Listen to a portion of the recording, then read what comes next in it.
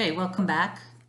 Now we're going to look at the last two pages of section 7.5, which is on the secant graphs and the cosecant graphs. Okay, so we're going to start with secant. So I want you to look at, remember that secant is 1 over the cosine. So now we're back to where the cosine equals 0.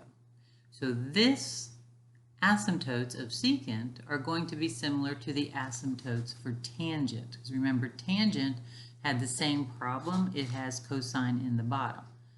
So if you go back to that main page, the problem or the things that are the same will be the principal cycles for secant and tangent. Okay, so think about that. Secant and tangent both have a denominator of 0, so they're going to have asymptotes in the same place. But that's where the similarities stop. Then, to do the domain and range, now we've got different stuff going on. Okay, so we're going to talk about that.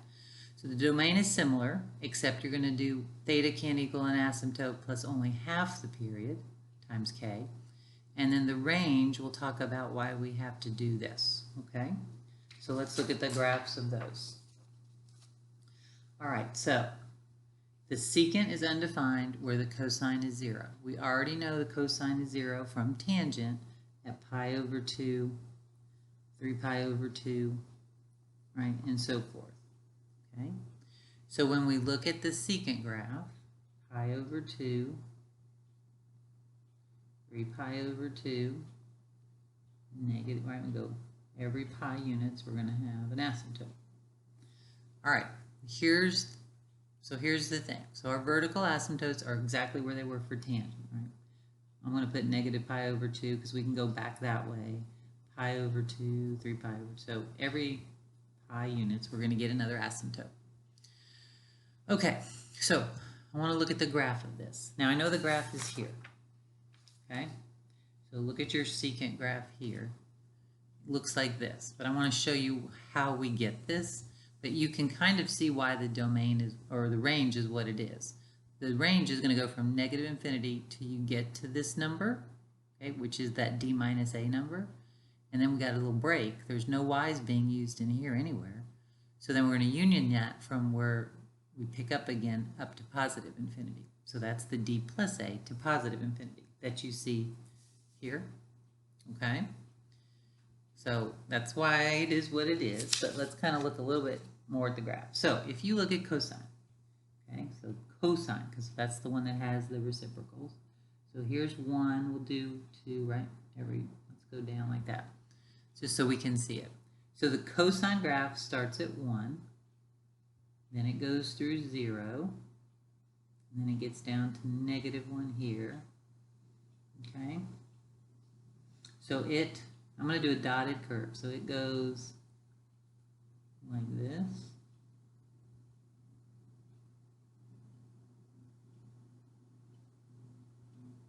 I did that wrong. And I don't have an eraser. You got to go down here. It's going to go this way, back through there. I knew that didn't look right. All right, so this is the real one. I'm going to do the real one this way. Sorry. I got one piece of paper, otherwise I'd get another sheet out. This goes down here.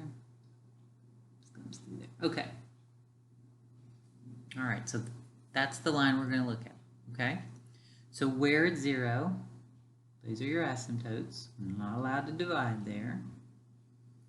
Okay, so that's the cosine graph. But we want to graph the secant graph. So let me use a highlighter so you can see that. So what happens is between each asymptote, if you look at that highest point, the secant graph actually kind of flips this u around. So then if we take this section, here's the low point, so then the secant will do this. Here's another section, so we look at that low point. And it's just basically taking each section of the cosine graph and flipping them over either the max or the min values. Okay? So you can see for the secant graph, nothing in here. Nothing in here is being used, okay? So all of your range numbers, your y numbers, go all the way from negative infinity till you get to this point, and then we start again here and then go up to positive infinity. Well, if you remember, the range for cosine was from d minus a to d plus a, right? That was that part in here. So we're going to do the opposite of that. So that's how we find the range of this, okay? So the principal cycle, again, is between pi over 2 and negative pi over 2. We're back to the period being 2 pi. Look how long it takes to repeat. Here's where I start, and then I start back here again. So this distance is now 2 pi, whereas tangent and cotangent, it only took me between the dotted lines to go one whole revolution. Now it's taking me 2, right? So that's 2 pi right there, okay? So that's the period. We've already talked about the domain. It's going to be the asymptote, and then you're going to add just half the period, because again, you're going to have an asymptote every other one. And then we just talked about the range, okay? All right, so principal cycle between negative pi over 2 and pi over 2. The period is 2 pi divided by b, but again, this is just the basic one, so b is 1. The domain will be theta can't equal either asymptote. Now, here's the difference between secant and cosecant. You will take half of the period, okay? So be careful. So half of 2 pi is pi, and then you do times k. So secant and cosecant are only using half of the period in the domain and not the whole period. Because again, think about the whole period is here, and there's an asymptote in the middle. So every half a period you got to consider. All right, now the range, negative infinity to d minus a. Well, in our problem, d is 0, a is 1. So 0 minus 1, put that, you use a bracket, union, and then d plus a would be 0 plus 1 to positive infinity. So that would end up being negative infinity to negative 1, union 1 to infinity. And that's exactly what it looks like over here. The only numbers we did not use were between negative 1 and 1, right? So everything from negative infinity to negative 1 was used, and everything from 1 up. So that's the range. All right, so let's look at 2 more of these. So the principal cycle, we're going to take this and put it between negative pi over 2 and pi over 2.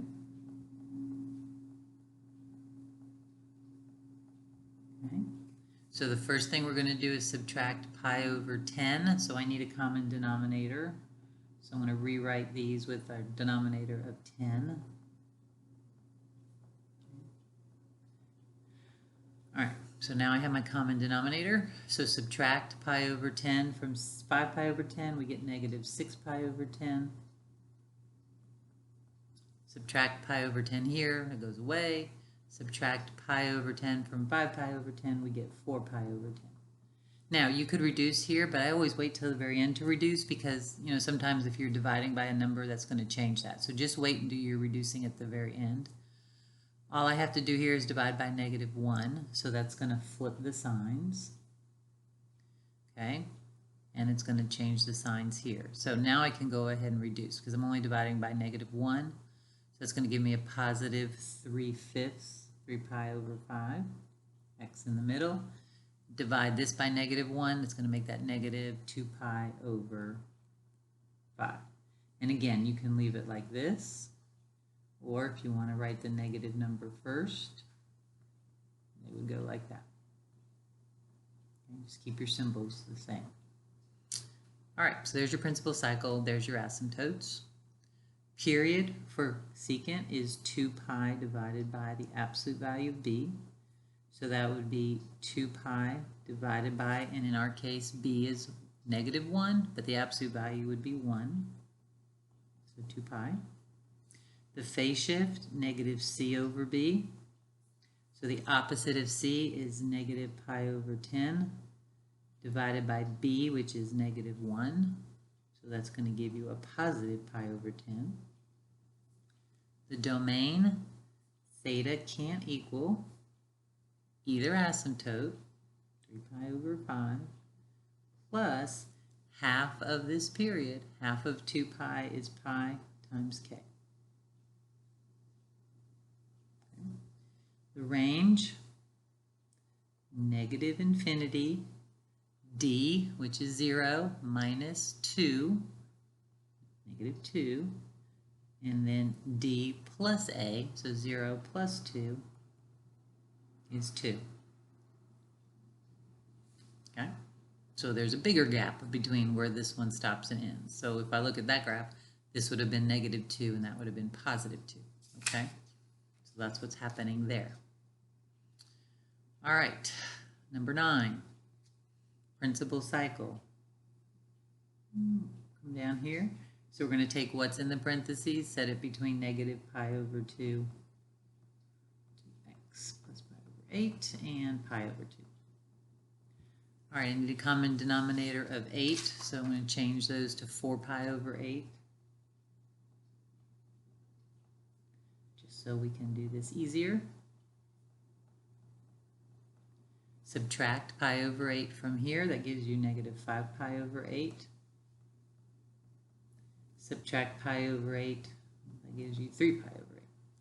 Divide everything by 2, so that's negative 5 pi over 16. And this is 3 pi over 16. So there's your principal cycle. There's your asymptotes. All right, the period is 2 pi over the absolute value of b. So this is 2 pi over b, in this case is 2. So that leaves you pi for the period. The phase shift, negative c over b. The opposite of c is negative pi over 8. And we're going to divide that by b, which is 2. So again, that's negative pi over 8 times 1/2. So that gives you negative pi over 16 for your phase shift. The domain, theta can't be one of the asymptotes, 3 pi over 16, plus half of this. Half of pi is pi over 2 times k. Okay. The range, negative infinity, d minus negative 3. Okay. Well, just a. We don't have to worry about. Yep. We do need to worry that that's positive. Remember, for the range, I don't want to tell you guys wrong. For the range, it's always the positive a, right? Absolute value. It's just gonna, if you don't do that, it's just gonna switch your numbers around. So hopefully you'll remember when you write an interval that the smaller number needs to be here. Okay? So d is 0, a would be 3. So 0 minus 3 would be negative 3.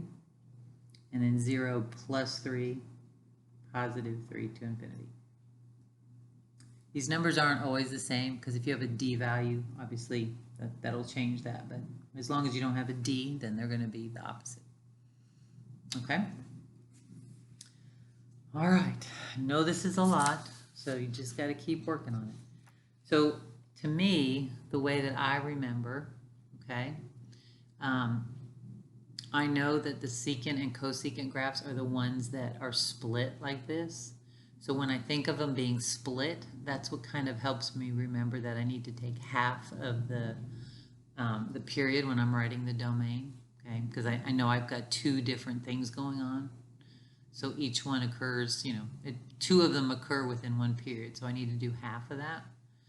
And then the other way that I remember about the principal cycle is that secant and tangent, right, in the alphabet, they're close together, S and T, so they go together with the principal cycle of pi over 2, negative pi over 2. But how do you remember which one is which? Well, I remember that cosecant and cotangent both have the O in them, right, co. And notice those are the 2 that start with 0. So that's kind of like the O. So that's how I taught myself to know which one is which. So there's little tricks that will help you, and then you don't have to, you're not memorizing as much, okay? I know the range for secant and cosecant are the crazy ones because of the U in the top and the U in the bottom. So that helps me with that. I know how tangent and cotangent look with the line just going straight up and straight down. So that reminds me that that range is the easy one. So there's little things that you can do to try to help you remember that. Again, if you need help with that, I'm happy to work with you and talk you through it a little bit more one-on-one, so just let me know. All right, so the last thing we're doing is cosecant. Cosecant, so I'm going to look here real quick.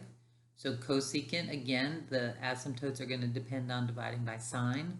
So your asymptotes are going to be at 0 and pi instead of pi over 2 and negative pi over 2. We're still going to do half the period for the domain because we got the double humps going on, and the range will be the same, okay? So looking at your graph, notice cosecant and secant look almost the same. The difference is where your asymptotes are, just like that was the difference here, okay? All right, so let's work on these last three problems. So cosecant depends on where the sine is 0. So sine is 0, remember, at 0 and pi, 2 pi, okay? So those are your vertical asymptotes, back and forth. So if we look at the graph of the cosecant, see if I can do this one right this time.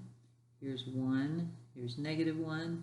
So sine we're looking at is 0 here, here, and here, and then there and there. So here's the sine graph. Okay, so everywhere there's a 0, there's an asymptote. So I can't see that one. I'll try to do that one darker. Okay.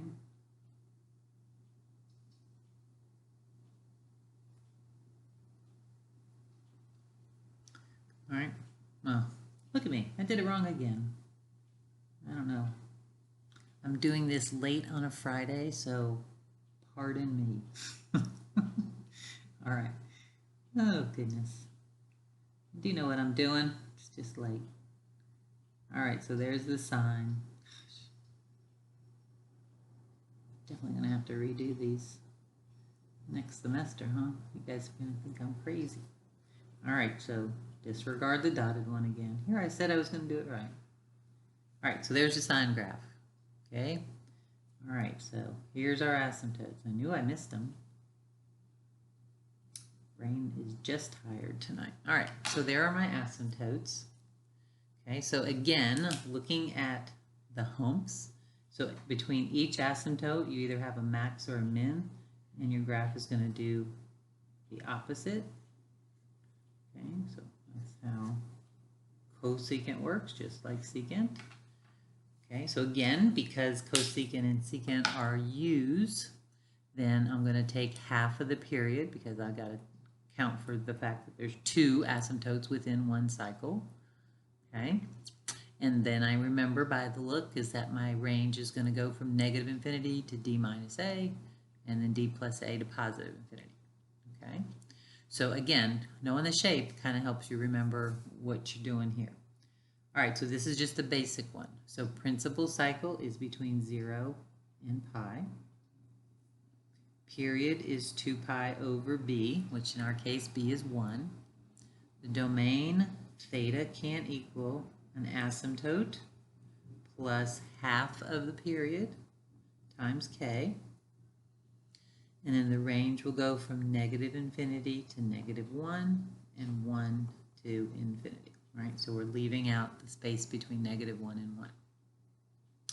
All right, so let's look at these two where we have some values for A, B, and C. And finally, the last one will have a D value. So, oh, we have a D value up here too. So this one will change our range a little bit. Okay, so principal cycle. Take what's in the parentheses, set it between 0 and pi. So on this one, all we're doing is multiplying everything by 4. So 4 times 0, x over 4 times 4, and 4 pi. Right? So multiply everything by 4, and that's it. So that was easy. Your period is 2 pi divided by the absolute value of b. So 2 pi divided by, what is b in your problem? That, remember, is 1/4 x. So divided by 1/4. So 2 pi divided by 1/4 is the same thing as 2 pi times 4 over 1, so that's 8 pi. Your phase shift, negative c over b. Well, c in this problem is 0. So we got 0 over 1/4, which is just 0. The domain, theta can't equal one of your asymptotes plus half of the period times k. It's not always going to be the same number, okay? It's not always true that way. The range, negative infinity, d minus a. 1 minus 3, 1 minus 3 is negative 2. And then d plus a, 1 plus 3 is 4 to infinity. Okay? Remember, you need the absolute value of a, so you're always taking the positive number of what's out front. All right, and then the last one, principal cycle. So take what's in the parentheses, put it between 0 and pi. So the first thing we're going to do is subtract pi over 4 from 0. Subtract pi over 4 from the middle, it goes away.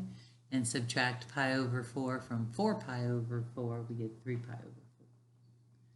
Now we're going to divide everything by negative 2, so it's going to change the signs around and the sign. So negative pi over 4 divided by negative 2 will give you pi over 8. Negative 2 divided by negative 2 gives you x. And 3 pi over 4 divided by negative 2 gives you a negative 3 pi over 8. Okay, so again, you can flip it around if you want to, write it the other way. The period, 2 pi divided by the absolute value of b. So 2 pi divided by 2, right? Absolute value. So that's pi. Phase shift, negative c over b. So negative pi over 4 divided by negative 2. Okay, be careful. That's negative pi over 4 times negative 1/2. That gives you a positive pi over 8. Okay. The domain, theta can equal one of your asymptotes plus half the period, pi over 2 is half of pi, times k. Right. And then your range, going to go from negative infinity to d minus a. So negative 2 minus 1 is negative 3. And then d plus a, negative 2 plus 1 is negative 1. Okay? All right. So I guess the moral of this story when you're doing these is a is always positive in any formula you use it. We always need the absolute value of a. D is always the number that's here. And then B, you got to be careful. In the period, you're going to use positive B, whatever it is. But in the phase shift, you use whatever B is, right? So B is a little tricky, so be careful with that. Okay, so I know this is a lot of work, and that's why I keep telling you guys, you got to work. I'd work a couple times a day on a few of these. You need to learn this. Number one, on your test, you have to be able to look at this stuff and get it done quickly. If you're taking too much time looking, that's going to hurt you. And honestly, you're supposed to take these tests without anything in front of you. You sign that honor code, so you should be taking this test as if it was the final exam where you're not supposed to have anything in front of you. So the more you do this, the easier it gets, and you shouldn't have to look. So practice, that's all you need to do. Please let me know if you need help. Okay, I'm here to go over any of this with you. Work on your homework. Remember both on Hawks and what I send you. And let me know if you have any questions. All right, have a good rest of the day.